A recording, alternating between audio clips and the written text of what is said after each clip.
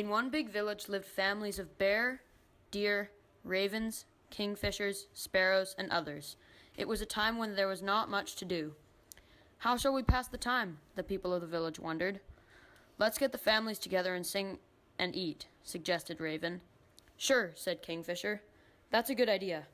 Let's start tomorrow. You can all come to my place. So Kingfisher got his fine spear ready. He went down to the river and out to the end of a long tree that hung over the water. Oh boy, said the people. The people thought as they watched, maybe we'll have a salmon feast. Kingfisher could see a shape under the water, moving upriver. He struck, embedding his sharp spear into the fish behind its gill. He brought the salmon out and soon had 2 more. The next day, the people all came to his home for the feast. They were very happy, laughing, singing, and eating. Then one asked, "Who's going to be next?" "That's me," said Raven. "I'm going to be next." "May I borrow your spear in the morning?" he asked the Kingfisher. "I don't know," said Kingfisher. "It's a really good spear, the only one I've got. You might break it if you miss a salmon and hit the rocks." "Oh, I won't do that," Raven assured him. "I'm good at spearing salmon. I will be very careful with it." So the next morning, Kingfisher lent his spear to Raven. Raven went out on the same tree, hanging over the water that Kingfisher had fished from. He waited till he saw a large salmon swimming up the river. Then he drove the spear as hard as he could. It pierced the salmon close to its tail, and the big fish pulled Raven into the water. "Help, help!" he cried. The people gathered on the riverbank to watch. Raven did not let go of the spear because he did not want to lose it.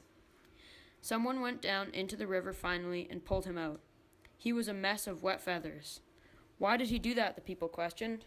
"He's not good at spearing fish," Sparrow said. "I'll give the next feast. Come to my place tomorrow." The people wondered what the little bird could give them. The next day, Sparrow asked the people to help him bring berry bushes into his house. There were no berries left on the branches. When lots of bushes were stuck into the dirt floor and all the people had gathered, the little bird sat on one of the limbs and started to sing a beautiful song. Suddenly, berries came out on all of the bushes, fat berries that looked like clumps of fresh salmon roe. They were salmon berries and enough for all the people. The guests were enjoying themselves very much. They asked one another, "Who will be next?" "I'm next," shouted the Raven.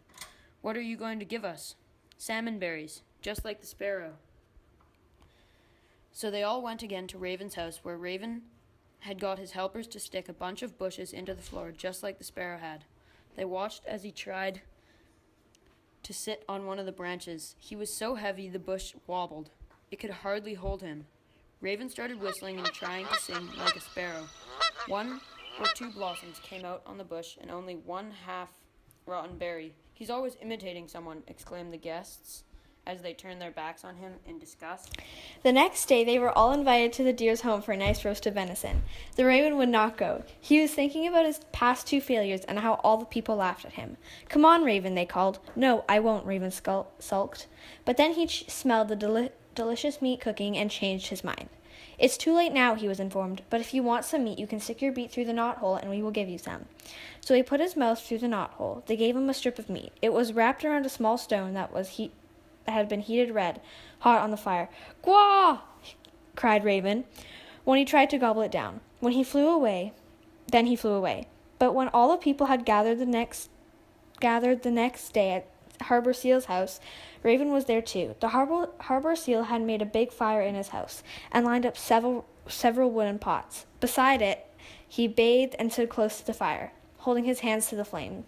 Oil started dripping from his fingers into the pot, and when they were all filled, he divided the oil among the people. "Who is going to provide the feast tomorrow?" the guests asked. As they were happily leaving for home with their good oil. I am, shouted the Raven. What are you going to give us this time?" the people queried, but the Raven did not answer. The next day, the Raven built a fire in his home. Then he bathed in the river. He looked strange, with his feathers dripping with water. He held his feet to the hot fire, but only 1 drop of oil came out. You could hear his skin cracking. That is why Raven has such rough skin on his feet today. "Why do you try to do what Everyone else does, the people asked. Why don't you do something of your own? Tomorrow you will have salal berries from me, stated the bear to those assembled. They all turned to look at him. Where will he get them? They asked one another. All the bushes around the camp had been stripped. The next day the bear bathed thoroughly. When the people came to his home, he asked the biggest of his brothers to come and slap him on the backside as hard as he could. The biggest bear gave him a mighty whack, and all the wooden pots were filled to the brim with salal berries. Nice clean berries with no stems on all of them. Of course, the raven tried to copy the bear. He too bathed in the river and assembled some wooden pots. Then he asked a bear to smack him on the bottom. Smack! And a raven went tumbling across the room. All that came out was some dirt. The people went home laughing again at the raven.